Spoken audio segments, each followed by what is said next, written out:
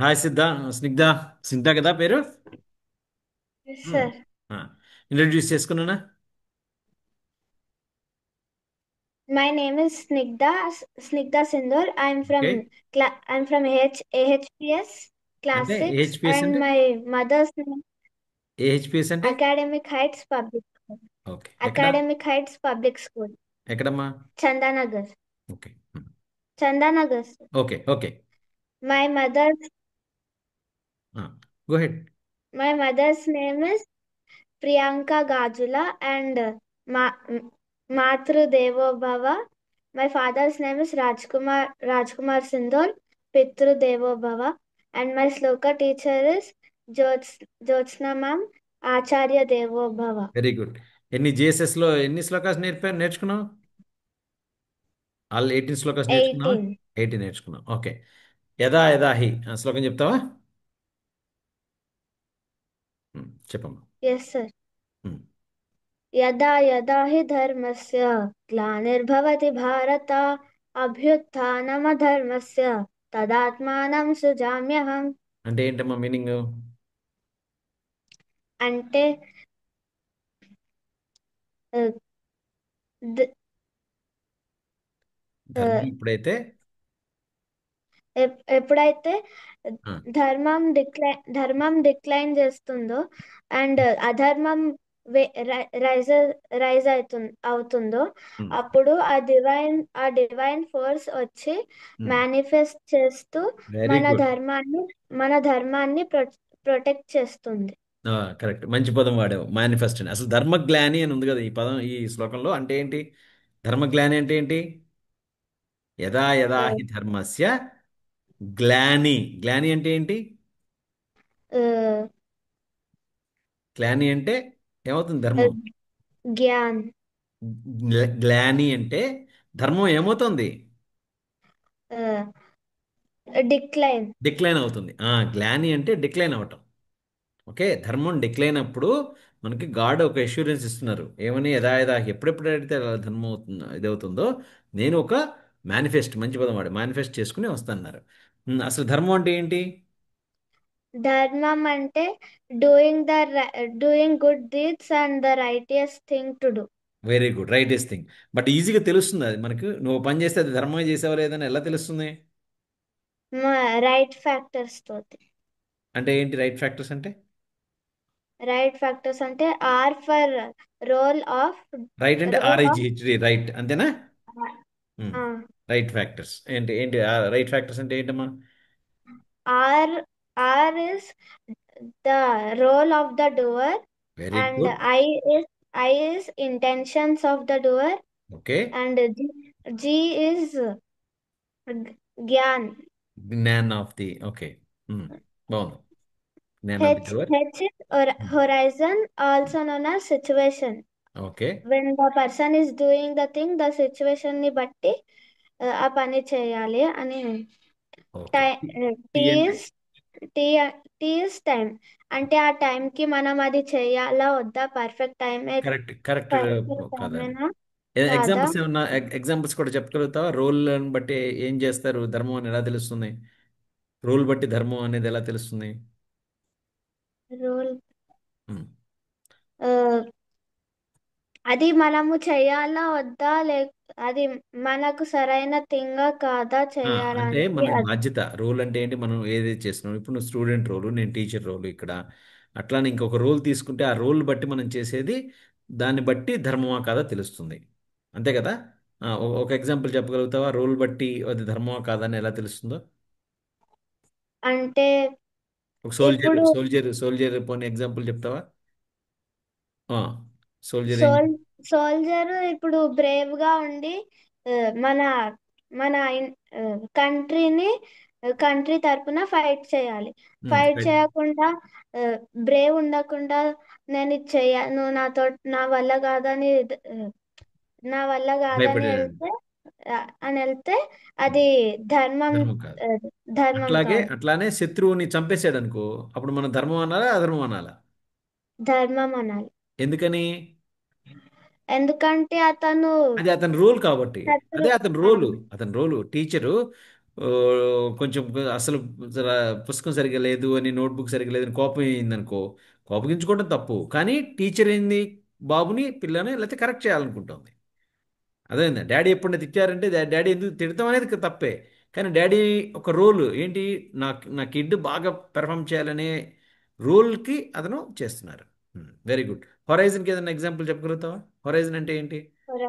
Situation ని situation. బట్టి మనం అది చేయాలి. ధర్మమా కాదా సపోజ్ తెలుస్తుంది. ఓకే. సపోజ్ మనము మన టీచర్ తోటి అంటే కంప్లైంట్ రేస్ చేయడానికి వెళ్తున్నాం. టీచర్ సపోజ్ యాంగ్రీగా అంటే డిప్రెషన్ లో ఉందనుకో, అదే సరైన టైం కాదు చెప్పడానికి. టీచర్ ఇరిటేటింగ్గా అప్పుడు ఉన్న టైంలో మనం డిస్టర్బ్ చేయకుండా ఉండి తర్వాత మెల్లగా చెప్పొచ్చు. ఓకే. బాగుంది. టైంకి ఏదైనా చెప్తావా ఎగ్జాంపుల్? లేకపోతే జ్ఞాన్కి చెప్పు. జ్ఞాన్ తెలిసి చేసాడా తెలియ చేసాడా అనే దాన్ని బట్టి కూడా డిపెండ్ అయి ఉంటుంది. ఇప్పుడు ఎవరిని? సపోజ్ మన ఉమ్, మన ఇంట్లో ఒక వాజ్ ఉంది సార్. ఏముంది? Value valuable was. Um, okay. అది అది మనం చూడకుండా చేతు తాకి పడిపోయింది. ఆ, అప్పుడు మన పేరెంట్స్ వచ్చి తిడితే ఆ. అది చూడకుండా చేసాం కాబట్టి అది ధర్మమే. ఆ, ధర్మమే. నేనేం కావాలని పగలగొట్టలేదు. I did not do it by intention. అది నాకు అనుకోకుండా స్లిప్ అయింది అని చెప్పాలి. అర్థమవుతుందా? అది జ్ఞానం. ఓకే. సరే, ఇక్కడ ఇంటెన్షన్ అనేది ఒక ఎగ్జాంపుల్, జ్ఞానం రెండు ఇక్కడ ఈ సిచ్యువేషన్లో అవుతాయి. But okay. బట్ ఏదైనా కానీ మనం ఆర్ఐజిహెచ్టి అనే ఆ 5 పారామీటర్స్తో ఉంచి ఒక యాక్టివిటీని చూస్తే అప్పుడు మనకు అది ధర్మమా కదా అర్థమవుతుంది. బాగా చెప్పావు. ఆ, ఇంకో శ్లోకం అడుగుతాను. ఉద్ధరే ఉద్ధరేదాత్మ. ఆ శ్లోకం చెప్తావా? ఆ. గుర్తుందా? ఉమ్. ఉద్ధరేదాత్మనాత్మానం నాత్మానమవసాదయేత్ నాత్మైవ హి ఆత్మనో బంధుః ఉమ్. నాత్మైవ రిపునాత్మనః. ఉమ్. అంటే మీనింగ్ ఏంటమ్మా? One must elevate him or herself uh, ఇటే చూడు, by కెమెరాకి his, చూడు. by his own mind, um. and do and do not degrade others intentions. Okay. What if mind is in favour of your intention? What how it is acting like? అర్థం అవ్వలేదు sir. ఇప్పుడు mind నీకు ఫేవర్గా act చేసింది అనుకో, అప్పుడు మైండ్ని ఏమనాలి మనం? ఫ్రెండ్ అనాలా, ఎనిమి అనాలా? ఫ్రెండ్. ఓకే. మైండ్ మైండ్ ఎలా కెన్ యాక్ట్ బి చేస్తుంది?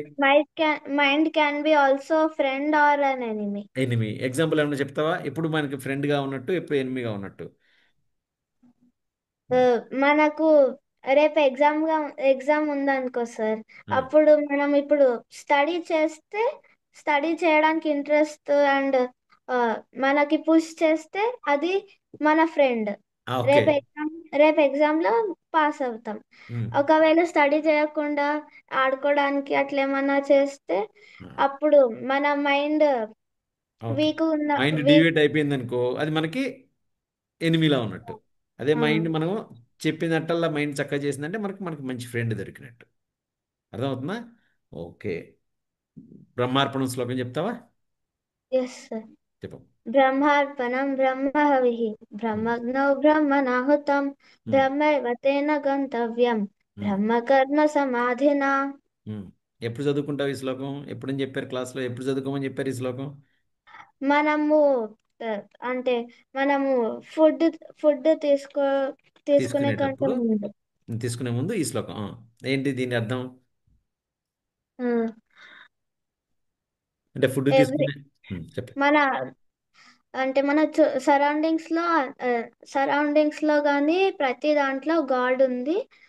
ఫ్రమ్ మనం మన మనం ఫుడ్ ఆఫర్ చేసుకునేటప్పుడు అదొక యజ్ఞం లాగా. వెరీ ఆ, గుడ్. ఆ, ఫుడ్ తీసుకోవడం అనేది ఒక తపస్సు, ఒక యజ్ఞం లాగా తీసుకోవాలి. అది ఒక డివోషన్. టీవీ చూస్తూ తినొచ్చు అన్నం, లేదు. కబుర్లు చెప్పుకుంటూ. ఆ, చెప్పు మీనింగ్. మనం ఆ, అంటే ఆ, మన ఇది మన ఫుడ్ని ఒక తపస్సులాగా, ఒక యజ్ఞంలాగా తీసుకుని లోపల ఉన్నటువంటి అగ్ని, లోపల ఏముంటుంది, జఠరాగ్ని ఉంటుంది కదా, అది ఫైర్ ఉంటుంది కదా, దానివల్ల కదా నీకు ఆకలి అయ్యేది. ఎంజాయ్. దాన్ని ఒక యజ్ఞంలాగా తీసుకుని అర్పించాలి. అర్థమవుతుందా? అలా అర్పించటమే ఒక డివైన్ ప్రాసెస్ అనేది మనకి ఇక్కడ ఈ శ్లోకంలో చెప్తున్నారు. అర్థమవుతుందా? ఓకే, ఇంకో శ్లోకం ఉంటుంది, క్రోధాద్భవతి, గుర్తుందా? Yes sir. చెప్పు. క్రోధాత్ భవతి సమ్మోహః, సమ్మోహాత్ స్మృతి విభ్రమః, స్మృతి భ్రమం షద్ధినాశవ, బుద్ధివాశత్ ప్రణశ్యతి. Very good. మీనింగ్ చెప్పిన. యాంగర్ అంటే మనకు డెల్యూషన్ ఇస్తుంది. ప్లస్ అప్పుడు మనము ప్రాపర్ జడ్జ్మెంట్స్ తీసుకోలేము, అండ్ వెరీ గుడ్. మన వెరీ గుడ్. మైండ్ సెన్స్ ని వీక్ చేస్తూ వెరీ గుడ్. డిప్రెషన్ ఇస్తుంది సార్. ఏమో మనకు తెలియకుండా, ఒళ్ళు తెలియకుండా పనిచేస్తాం, డిప్రెషన్ అని కాకపోయినా ఏదైనా. బట్ ఏం ఉండకూడదు మరి అయితే అల్టిమేట్గా మనం ఈ శ్లోకం ద్వారా ఏం నేర్చుకున్నాం? ఏం ఉండకూడదు అల్టిమేట్గా? Anger, anger. యాంగర్ అనేది డేంజరస్. ఎందుకు? యాంగర్ మూలంగా డెల్యూషన్ వస్తుంది, డెల్యూషన్ మూలంగా నీ మైండ్ చివరికి ఏం చేస్తుందో తెలియదు. దానివల్ల నువ్వు అన్కాన్షియస్ క్రైమ్ అయిపోతుంది. చేస్తావు, మిస్టేక్, అన్కాన్షియస్ కాదు, తప్పు చేస్తావు. నీ మైండ్ నీకు అన్కంట్రోల్డ్ బిహేవియర్ వచ్చేస్తుంది. నీకు ఒకసారి అమ్మ తిట్టింది అనుకో, నీ చేతిలో ఉన్న వస్తువు తీసుకుని నేలకేసి కొట్టేసావు అనుకో, నీకు నేలకేసి కొడితే ఏమైనా వస్తుందా? వస్తువు పగిలిపోతుంది కానీ. కానీ నిన్ను నువ్వు కంట్రోల్ చేసుకోలేకపోయావు, నీకు కోపం వచ్చింది. అర్థమవుతుందా? సో యాంగర్ అనేది ఓకే, అమ్మ ఏదైనా అంటే ఎందుకు అంది అని ఆలోచించాలి, లేదు నువ్వు తప్పు చెప్పావమ్మా అని చెప్పగలగాలి. అంతేగాని యాంగర్ తెచ్చుకుని, నువ్వు ఇందాక చెప్పావు వేజ్ ఎగ్జాంపుల్, అది తీసుకెళ్ళి నేలకేసి పాలు కొట్టేసాను, ఏమవుతుంది అది? అన్న మళ్ళీ వెనక్కి వస్తుందా వాల్యుబుల్ థింగ్? ఇంకా అవన్నీ ఏరుకోవాలి, ఎత్తుకోవాలి.